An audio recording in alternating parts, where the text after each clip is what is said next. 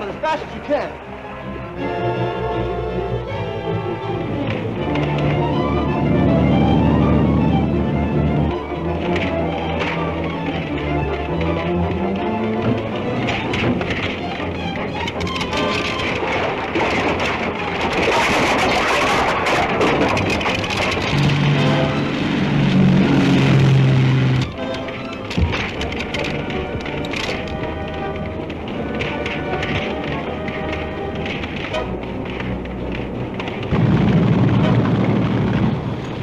I can't get very close to that fire. You've got to. There's Tracy's aboard that ship.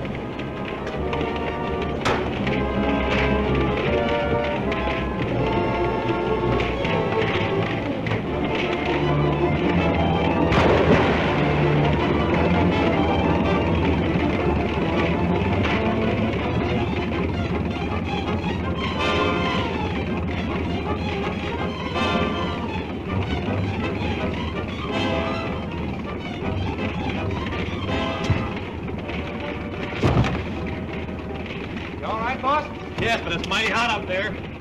Head for the big pier. That's the nearest way home.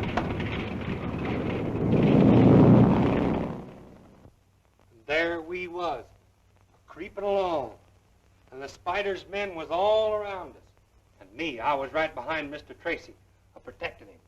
When all of a sudden, just like a bolt of thunder, 6 men jumped on us. I bet you were scared, Mike. Who, me? Say, it takes more than 6 men to scare me. Well, I already had 3 of them down, and I was getting ready to tackle the 4th one when 6 more of them jumped on me. And I looked all around, and there was a half a dozen more coming right at us. Well, how many did that make, Mike? Huh? Oh, 22. Well. Now, as I was saying... Well, I only count 12. Now, don't interrupt me, Junior. And then what did you do, Mr. McGurk? Well, now, I know that something had to be done real quick, or else they'd get Mr. Tracy. Mike McGurk. Well, how do you do, Miss Andrews? Oh, hello, Mr. Odette.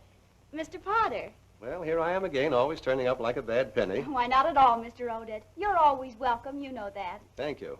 I suppose there's nothing new regarding Mr. Tracy's brother? Not a thing. Gordon's disappearance remains as much a mystery as ever. Well, I suppose we'll just have to keep on hoping for the best. By the way, whatever happened to that engraver? The one the Spider's ring tried to kill when he refused to make the counterfeit plates for him. Why, nothing that I know of. He's probably still in the hospital. That was a most amazing case. How Mr. Tracy rescued him and almost lost his own life doing it. That all goes with the job of a G-man, Mr. Odette. Yes, I suppose it does. Well, tell Dick we dropped in, will you? Oh, I shall be glad to. Thank you. Goodbye. Goodbye. Goodbye, Mr. Potter. Goodbye. But the first place the Spider's ring took you to, Mr. Calder, can you give me any idea where that is? Well, when my mind became clearer, I discovered I could see under the blindfold. The walls were paneled to the floor. Must have been a rather large house to have paneled walls. Did you see anything else? Any of the people? I was afraid to try, but I did see a large black cat in the room, and I heard a man walking. It sounded like he was lame. Could you see his feet? Hello, Doctor. Glad to see you, Mr. Tracy. Well, we're losing our patient today. How's that? Mr. Calder's family are anxious to have him at home. They called me again just now, and I agreed to let him go this afternoon on one condition. That the bandages are not to be removed until I say so. That suits me. They're sending a car for you at 3 o'clock. I'll leave word at the desk to have you ready. Doctor, could I see you alone in your office for a few minutes? Why, yes, of course. I'll be in my office.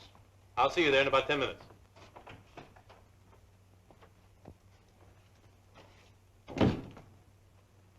Miss Jennings, there will be a car here for Mr. Calder at 3 o'clock. Please see that he's ready. Yes, Doctor.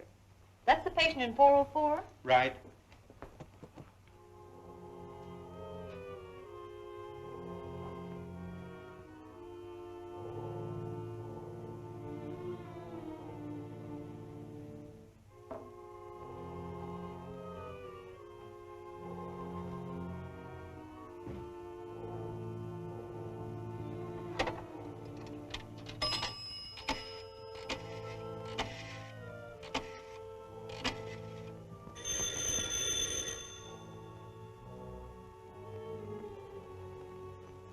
Hello? They're gonna take Coulter out of here at 3 o'clock.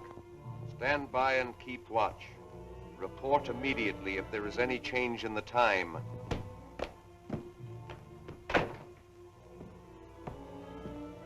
So they're taking Coulter home at 3 o'clock.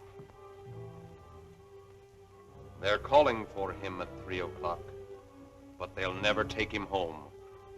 Coulter carries the mark of the spider, and no man has ever borne that mark and lived. Well, that is very true, but... There must be no exception. Gordon is right, Moloch. It will serve as a warning to Dick Tracy that the spider never sleeps. Very true, only it is too bad that we must abandon our plan to have him make the counterfeit plates. Coulter is such an expert engraver. But he has already refused. And that is also very true, my dear Gordon. But I recall a surgical case wherein a man's nature and his mind were completely changed by a simple little operation. I seem to have a vague recollection of hearing or reading such a case. The operation was on the brain. There is nothing strange about that. Such cases have always received considerable publicity. You undoubtedly read of it in the newspapers. Then you believe such an operation would bend Coulter to our will? I know it would. Then it shall be done.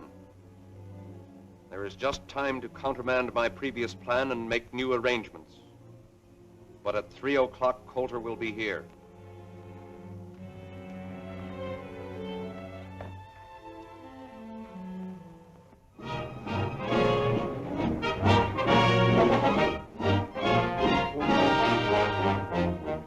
Most preposterous, unthinkable idea I ever heard. I won't allow it. As a matter of fact, I positively forbid it. But you can't forbid it, Clive. It's our one sure chance to trap the spider. Good Lord, Dick, if anything should happen. Nothing can happen. I'll prove it to you. Mike, get that road map off the wall.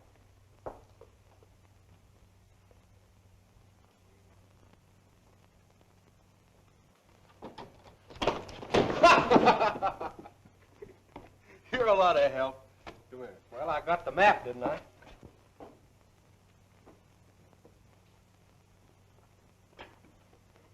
Now, let's see. Here's the hospital. We throw a ring of our department cars with their two-way radio completely encircling the hospital. If the spider ring shows up to get Coulter, as I expect, their car will be spotted by one of our guards and its description immediately broadcast to all the other cars. But with so many cars following Dick, it's... Only one of our cars will be following the spiders at a time. The others will be on roads paralleling the route. Oh, I get the idea. Then there'll be a net around the spider car all the time. And if they turn off into another road, the other cars will be immediately notified over the two-way radio, and one of them will take up the trail. In that way, no matter how often the spider's car changes its course, a different car will be following it. I guess that's a good idea, Chief. They lead us to that spider's hangout without even knowing that we're following them. That's what I hope they'll do. It's a perfect setup, Dick, but the question now is, will the spider make the attempt to get Coulter? They need those counterfeit plates, and you can bank on it. The spider will try again to force Coulter to make them. All right. I withdraw my objections, but it's against my better judgment.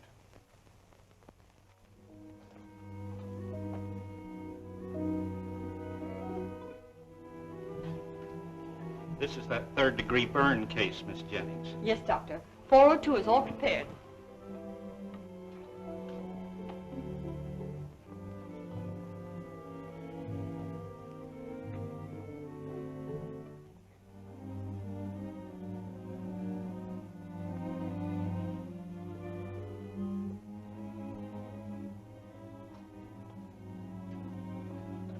You may go now, Miss Jennings. This nurse will be all the help I'll need. Very well, Doctor.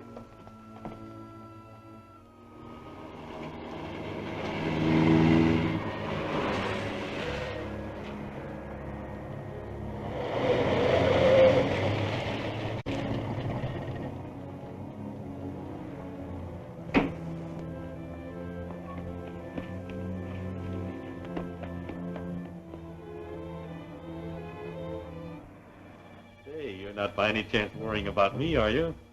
Why, of course not, but I am a bit anxious. Oh. The ambulance is here for Mr. Coulter. Mr. Coulter is all ready to leave. He's in room 404. Thank you.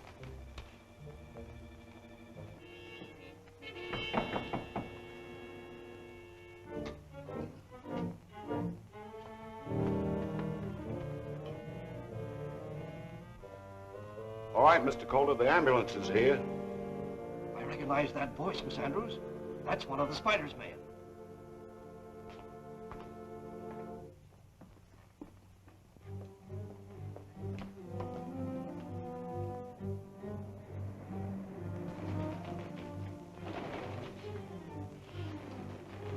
There's the signal. Stand by, everyone. Jackson calling. He'll be leaving any minute now.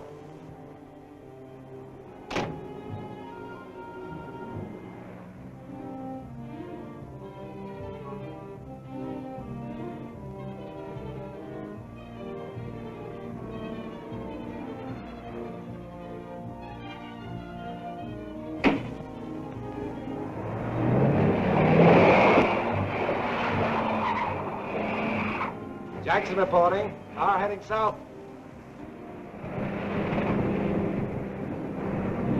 Not rolling.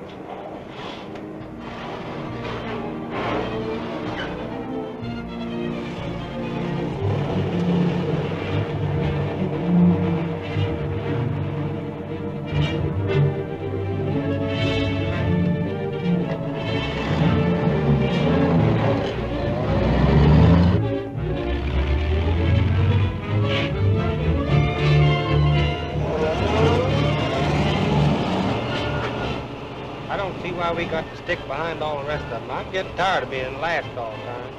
Well, no use taking any chances on the Spider's men recognizing us, Mike. Then they'd know something was up.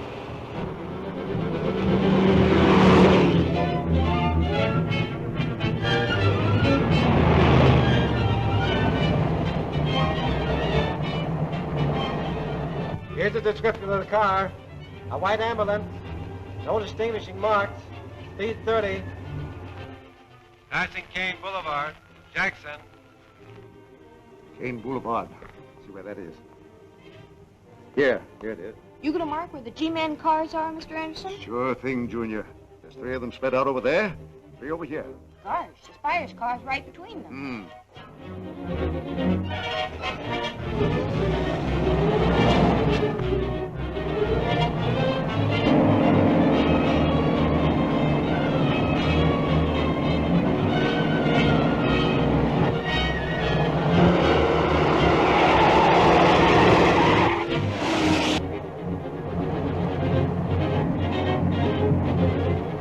That car in back of us seems to be sticking on our tail.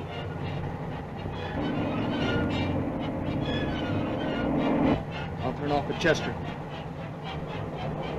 Watch if it follows. Right.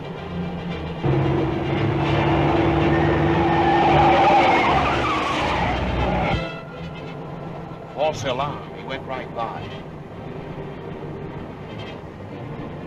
Car just turned into Chester Boulevard, going east. That is all. Take over. Jackson. All right, Jackson. Anderson calling Fox. Anderson calling Fox.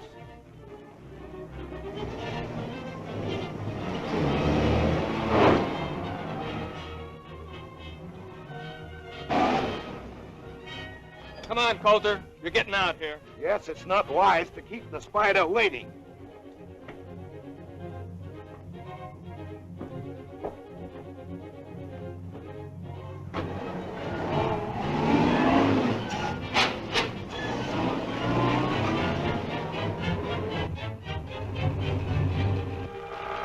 Gee, do you think something's wrong with the radio, Mr. Anderson? We should have heard from Mr. Morris before this. Morris reporting. No sign of car. Going through Casper to investigate. All right, Morris. Other cars stand by for Morris report.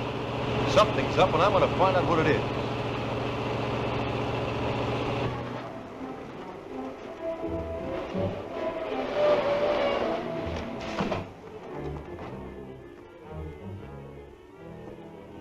Why, he's gone. They've switched cars.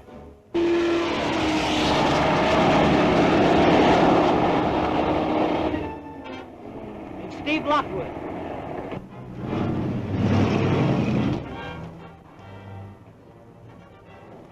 Hey, what's up? That's what we'd like to find out. Here's the ambulance, but Dick Tracy and the Spider Gang have disappeared. So there's been another car here. Did any car turn out of Casper while you were watching? Yeah, a flower slate delivery car headed south. That's it. They switched Dick into that florist truck. Quick, broadcast the description of that truck to the other cars. Come on, Mike. Gotta locate that truck.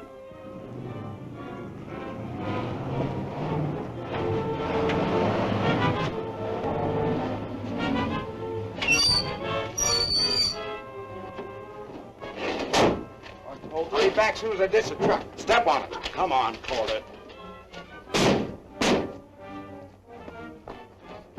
Come on, no funny work here.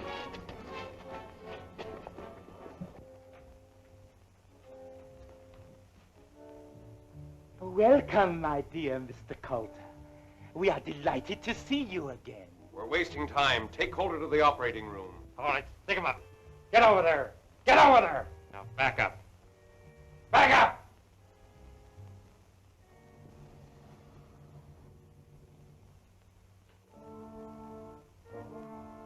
I wouldn't use that telephone.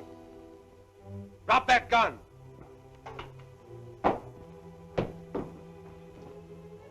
Mr. Coulter seems to have made a sudden and remarkable recovery. My dear Moloch, you had better examine Mr. Coulter's head. It may need a new dressing. Dick Tracy. Seems your wish has come true. Dick Tracy is here to take Mr. Coulter's place. A marvelous opportunity. Take the great Dick Tracy to the operating room.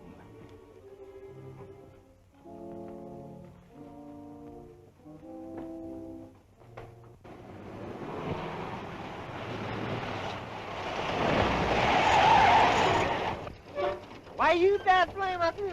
Hey, did you see a florist truck go by here? Yeah, I seen it. Went by here going lickety, lickety. He was really going. Was the truck going straight? No, he turned off up there on the curve by the old powerhouse, 90 miles an hour. It's a wonder he didn't up. He might have turned over.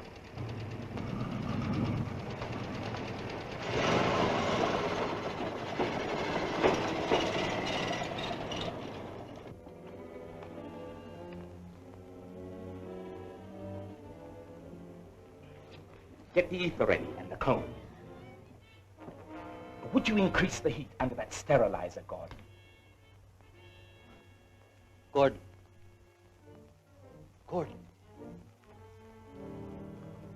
Is that my brother, Gordon Tracy? So, the great Dick Tracy did not recognize his own brother. What have you done to change him so? It was really a simple little operation on the brain. So, that's what you're planning to do to me? We planned it for Coulter, but since you have taken his place, the ether!